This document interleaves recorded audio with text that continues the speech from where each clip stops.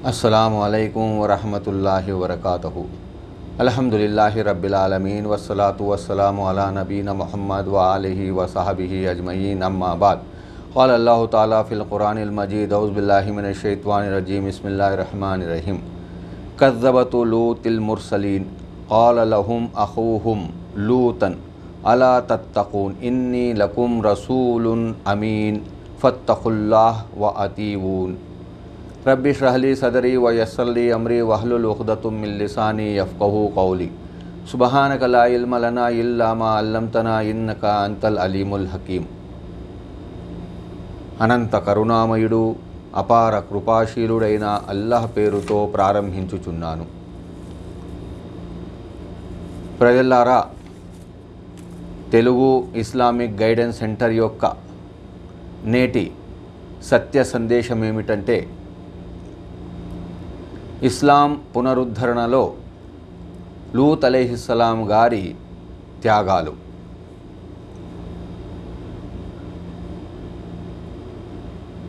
లూత్ అలైహిస్సలాం ఎవరు అన్న విషయం మనము మొదట తెలుసుకోవాలి. అబుల్ అంబియా ఇబ్రాహీం అలైహిస్సలాం గారి అన్న హారాన్ యొక్క కుమారుడే లూత్ అలైహిస్సలాం. ఇబ్రాహీం అలైహిస్సలాం గారు బబిలోనియా అనగా నేటి ఇరాక్లో ఆ జాతి ప్రజలకు ఇస్లాం ధర్మ మార్గాన్ని ఉపదేశించగా, అక్కడి ప్రజలలో కేవలం లూత్ అలైహిస్సలాం గారు మాత్రమే ఇస్లాం స్వీకరించి తన బాబాయి ఇబ్రాహీం అలైహిస్సలాంకు ధర్మ ప్రచారంలో తోడుగా నిలిచారు. బబిలోనియా ప్రజలు ఇబ్రాహీం అలైహిస్సలాం గారి బోధనలను తిరస్కరించిన కారణంగా ఇబ్రాహీం అలైహిస్సలాం గారు తన సతీమణి సారాతో పాటు లూత్ అలైహిస్సలాంను తీసుకొని ఐగుప్తా మరియు షామ్ వైపుకు ప్రచారానికి వెళ్ళారు. ఆ తర్వాత షామ్లోని ఫలస్తీనాలో నివాస స్థలము ఏర్పరచుకొని అక్కడి ప్రజలకు ధర్మ ప్రచారము చేయడం మొదలుపెట్టారు. అక్కడి ప్రజలు ఇబ్రాహీం అలైహిస్సలాంను గౌరవించి ఆయనను అనుసరించారు. అప్పుడు ఇబ్రాహీం అలైహిస్సలాం గారు లూత్ అలైహిస్సలాం గారిని సదూమ్ వైపుకు ప్రవక్తగా పంపించారు. అక్కడ ఇస్లాం ధర్మ ప్రచారం కొరకు లూత్ అలైహిస్సలాం గారు తన బాబాయి ఆజ్ఞ ప్రకారంగా సదూం ప్రజలకు బోధించేందుకు వెళ్ళారు. ఆ సదూం ప్రజలు విగ్రహారాధికులు, కఠినాత్ములుగా ఉండిరి. వారి దినచర్యలు ఏమిటంటే, బాటసారులను రాళ్లతో కొట్టి సతాయించడము, భయకంపితులు చేయడము, వారిని లూటీ చేయడము, ఈ విధంగా వారి దినచర్య మొదలయ్యేది. అంతేకాక ఆ సదూం ప్రజలు ఒక నీచాతి నీచమైన సిగ్గుమాలిన ఒక పనిని మొదలుపెట్టారు. ప్రపంచంలో వీరికంటే ముందున్న ఏ జాతిలోనూ ఏ కాలములోనూ అటువంటి నీచ ప్రవృత్తి ఉండేది కాదు. ఆ నీచ ప్రవృత్తి, సిగ్గు మాలిన పని ఏదంటే స్వలింగ సంపర్కము అనే ఒక పోకడను ఈ సదూం ప్రజలు పునాది వేశారు. అంటే ప్రపంచంలో స్వలింగ సంపర్కం అనేది ఈ సదూం ప్రజల ద్వారా ఉనికిలోకి వచ్చింది. దానికి పునాదులు వేసింది ఈ సదూం ప్రజలు. అంతటి సిగ్గుమాలిన పనిని వారు మొదలుపెట్టారు. ఇదే విషయాన్ని లూత్ అలైహిస్సలాం గారు ఖండించేందుకు,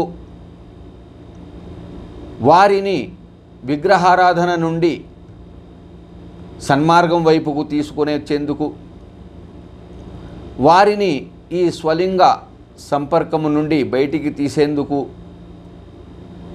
వారిలోని దురలవాట్లను దూరము చేసేందుకు లూత్ అలైహిస్సలాం గారు ఆ సదూం ప్రజలకు సన్మార్గమైన ఇస్లాం బోధనలు మొదలుపెట్టారు. ఇదే విషయాన్ని అల్లాహ్ సుబ్హానహు వ తఆలా ఖురాన్ యందు తెలిపారు. వలూతన్ ఇద్ ఖాల కౌమిహి అతఅతూనల్ ఫాహిషత మా సబకకుం బిహా మిన్ అహదిం మినల్ ఆలమీన్. ప్రజలారా, మీకంటే మునుపు ప్రపంచంలో ఎవ్వరూ కూడా చేయని ఇంతటి సిగ్గుమాలిన పనిని మీరు చేస్తున్నారు. దీనిని మానుకోండి అని లూత్ అలైహిస్సలాం గారు తన జాతి ప్రజలకు ఉపదేశించారు. అంతేకాక ఆ సదూం ప్రజలలో మరొక దురలవాటు ఏమిటంటే, కేవలము బూతుల కోసం సమావేశాలు ఏర్పరచుకునేవారు. ఆ సమావేశాలలో బూతులు హద్దు మీరిన తరువాత అక్కడే స్వలింగ సంపర్కంతో కామవాంఛలు తీర్చుకునేవారు. అంతటి నికృష్ట జాతి ప్రజల వైపుకు లూత్ అలైహిస్సలాం గారు సన్మార్గమైన ఇస్లాం వైపుకు పిలిచేందుకు వెళ్ళారు. ఆ ప్రజలు లూత్ అలైహిస్సలాం గారి బోధనలను విని, ఓ లూత్, నువ్వు నీ మాటలను ఆపకపోతే, నీవు ఈ ప్రచారాన్ని ఆపకపోతే నిన్ను ఊరు నుండి తరిమివేస్తాము అని హెచ్చరికలు కూడా జారీ చేశారు.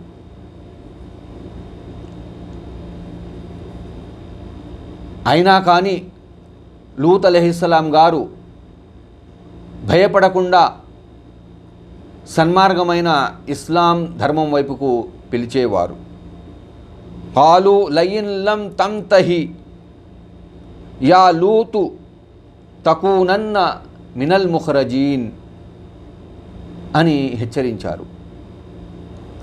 ఓ లూత్, నీ ప్రచారం ఆపకపోతే నిన్ను ఊరి నుంచి తరిమేస్తాము అని హెచ్చరికలు జారీ చేసినా కూడా, ఆయనపై దాడులు చేసినా కూడా లూత్ అలైహిస్సలాం గారు తన ప్రచారాన్ని ఆపకుండా ఆ ప్రజలకు సన్మార్గమైన ఇస్లాం వైపుకు పిలుస్తూనే ఉండేవారు.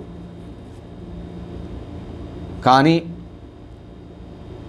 ఆ ప్రజలు లూత్ అలైహిస్సలాం గారి ఉపదేశాలను విని స్వలింగ సంపర్కం అనే ఈ ప్రక్రియను విడనాడకుండా ఇంకా అధికము చేసి, దురలవాట్లు ఇంకా అధికము చేసి లూత్ అలైహిస్సలాంను రెచ్చగొట్టి ఆయనపై దాడులు కూడా చేశారు.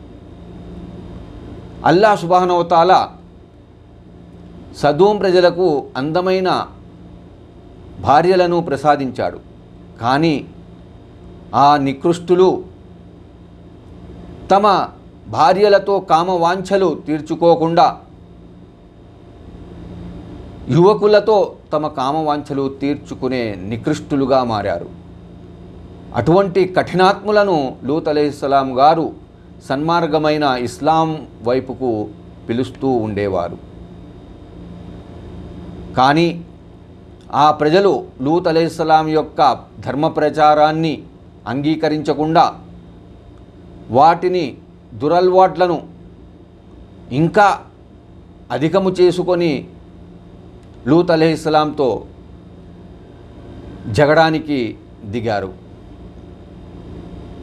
అప్పుడు లూత్ అలైహిస్సలాం గారు, ప్రజలారా, మీరు ఈ దురల్వాట్లను మీరు మానుకోకపోతే అల్లాహ్ సుబ్హానహు వ తఆలా నుండి మీ వైపుకు శిక్ష రావచ్చు. కాబట్టి ఈ దురల్వాట్ల నుండి మీరు బయటికి రండి, సన్మార్గమైన ఇస్లాం వైపుకు రండి అని పిలువ. కానీ వారు హేళన చేస్తూ, ఓ లూత్, నువ్వు సత్యవంతుడివైతే నువ్వు చెప్తున్న శిక్షను మాపై రప్పించు అని రెచ్చగొట్టారు.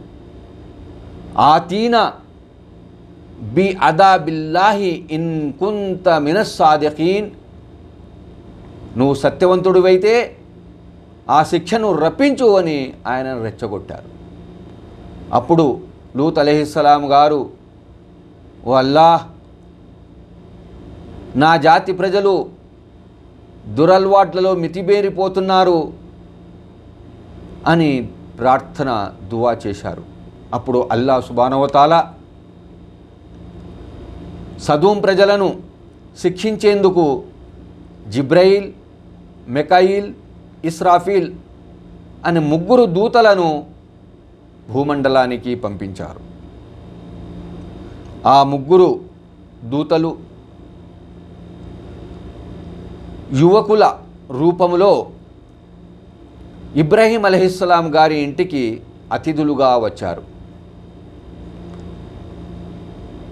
ఇబ్రాహీం అలైహిస్సలాం గారి అద్భుతమైన ఒక అలవాటు ఏమిటంటే,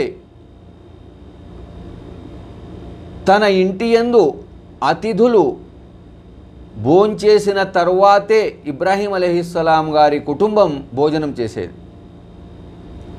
అటువంటి అద్భుతమైన అలవాటు ప్రకారంగా అతిథుల రాక కోసము ఇబ్రాహీం అలైహిస్సలాం గారు ఎదురు చూస్తుండగా ఆ 3 దూతలు యువకుల రూపంలో అతిథులుగా ఇబ్రాహీం అలైహిస్సలాం గారి ఇంటికి చేరగా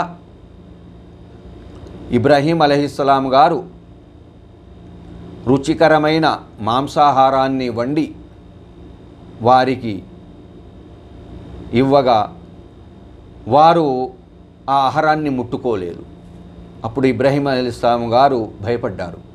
ఎందుకంటే ఆ కాలంలో శత్రువుల ఇంట్లో శత్రువు భోంచేసేవాడు కాదు.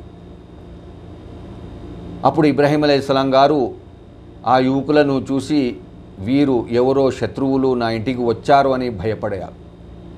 అప్పుడు ఆ దూతలు, ఓ ఇబ్రాహీం, మేము నీ ప్రభువు యొక్క దూతలము, మమ్మల్ని అల్లాహ్ పంపించాడు, నీకు కుమార ప్రాప్తి యొక్క సంతోష వార్తను వినిపించేందుకు, అంటే ఇస్హాక్ యొక్క వార్త వినిపించేందుకు, మరియు లూత్ జాతిని శిక్షించేందుకు మేము వచ్చాము అని ఆ అల్లాహ్ యొక్క దూతలు చెప్పారు. అప్పుడు ఆ సదూంలో లూత్ కూడా ఉన్నాడు కదా అని బాధపడ్డారు. నిజమే, మేము లూతును రక్షించుకొని ఆ ప్రజలను శిక్షిస్తాము అని అభయమిచ్చి లూత్ అలైహిస్సలాం గారి వైపుకు బయలుదేరారు. ఆ 3 దూతలు లూత్ అలైహిస్సలాం దగ్గరికి చేరి, మాకు అతిథి సౌకర్యాలు కల్పించమని కోరారు. ఆ సమయంలో లూత్ అలైహిస్సలాం గారు పొలం పనుల్లో ఉండిరి. ఆ నవయువకులను చూసి లూత్ అలైహిస్సలాం గారు భయపడ్డారు. ఈ యువకులను నా జాతి ప్రజలు చూస్తే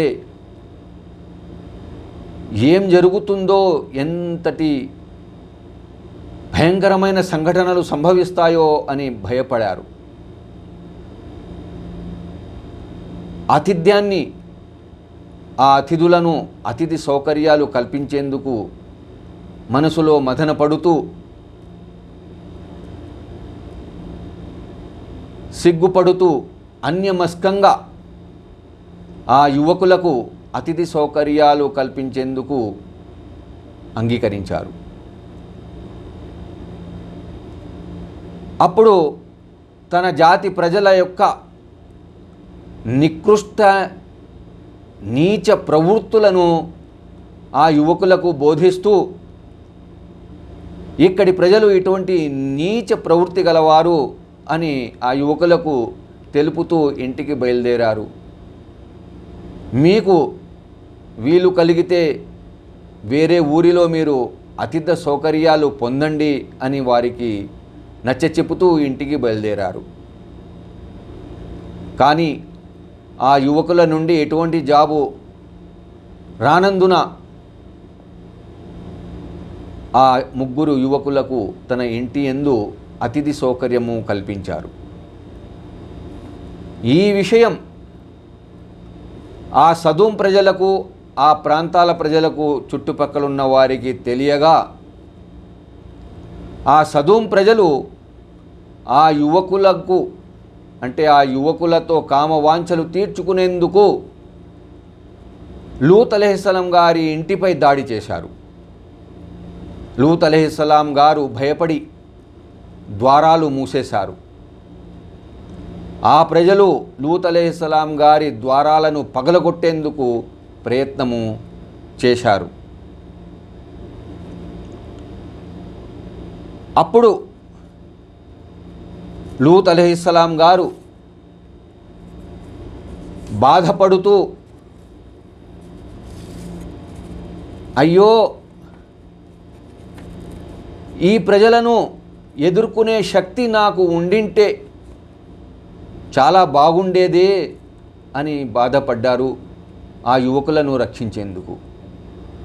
లౌ అన్న లీ బికుం కువ్వతిన్ ఔ అవి ఇలా రుక్నిన్ షదీద్, నాకు శక్తి కానీ లేదా ఏదైనా ఒక బలమైన కోట కానీ ఉండింటే ఆ కోటలోనైనా ఈ యువకులతో నేను రక్షణ కల్పించేవాడిని అని మదనపడ్డారు, భయపడ్డారు.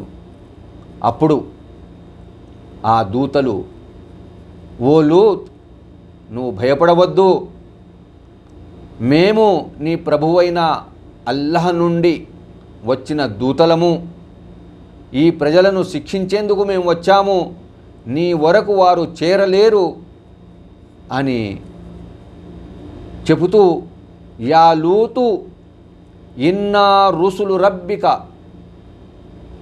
లై యసీలు ఇలైక అని లూత్ అలైహిస్సలాముకు అభయహస్తం ఇచ్చారు.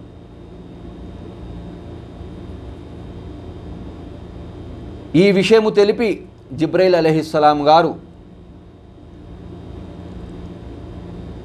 బయటికి వెళ్ళి ఆ ప్రజల ముఖముపై తన రెక్కతో కొట్టగా వారి కళ్ళు మటుమాయమైపోయాయి, ఆ స్థలాలు కూడా కానరాకుండా వెళ్ళిపోయాయి. అటువంటి సమయంలో వారికి అంధకారంతో వాళ్ళు గోడలను పట్టుకుంటూ ఇంటికి వెళ్తూ, ఓ లూత్, ఇప్పుడు రాత్రి అయిపోయింది, రేపు ఉదయం మేము వస్తాము, ఆ యువకులను మాకు అప్పగించు అని వారే హెచ్చరికలు చేస్తూ ఇండ్లకు వెళ్ళారు. మరుసటి దినం తెల్లవారుజామున లూత్ అలైహిస్సలాం కుటుంబాన్ని సురక్షిత ప్రాంతానికి వలసపోగా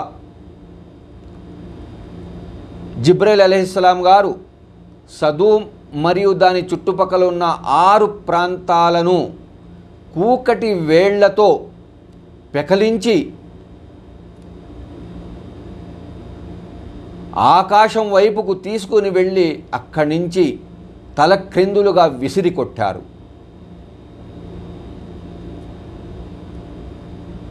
అంతేకాకుండా ఆ ప్రజలపై, ఆ ప్రాంతాలలో నివసిస్తున్న ప్రతి వ్యక్తి యొక్క పేరు ఉన్న బండరాళ్ళు వర్షం కూడా కురిసింది. ఇటువంటి భయంకరమైన శిక్షను ఆ స్వలింగ సంపర్కులపై అల్లాహ్ సుబ్హానహు వ తఆలా శిక్షను ప్రసాదించాడు. కాబట్టి ప్రజలారా, ఈ సంఘటన వలన మనకు తెలిసిన విషయం ఏమిటంటే, స్వలింగ సంపర్కం అనేది ఎంతటి నికృష్ట సిగ్గుమాలిన పని అనే విషయాన్ని మనకు స్పష్టంగా తెలిసింది. కాబట్టి ప్రజలారా, ఇటువంటి సిగ్గులేని నికృష్టమైన పనితో ప్రతి ఒక్కరూ సురక్షితంగా ఉండాలి. అల్లాహ్ యొక్క శిక్షతో కూడా మనము సురక్షితంగా ఉండాలి. ఈ శిక్షను ఆ సదూం ప్రజలు అనుభవిస్తున్నప్పుడు లూత్ అలైహిస్సలాం గారి భార్య ఆ ప్రజల హాహాకారాలు విని, అయ్యో నా జాతి ప్రజలు శిక్షకు గురయ్యారే అని వెనక్కి తిరిగి చూడగా ఆమెపై కూడా ఒక పెద్ద బండరాయి పడి తల పగిలి ఆ సదూం ప్రజల శిక్షలో ఆమె కూడా లీనమైపోయింది.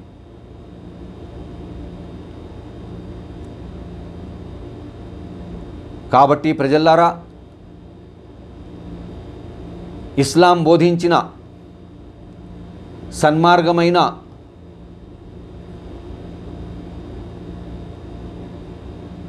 కేవలం తమ భార్యలతో మాత్రమే కామవాంఛలు తీర్చుకోవాలే తప్ప వ్యభిచారం కానీ స్వలింగ సంపర్కం కానీ మనము పాల్పడకుండా, అల్లాహ్ యొక్క శిక్షకు గురి కాకుండా మనము ఉండాలి.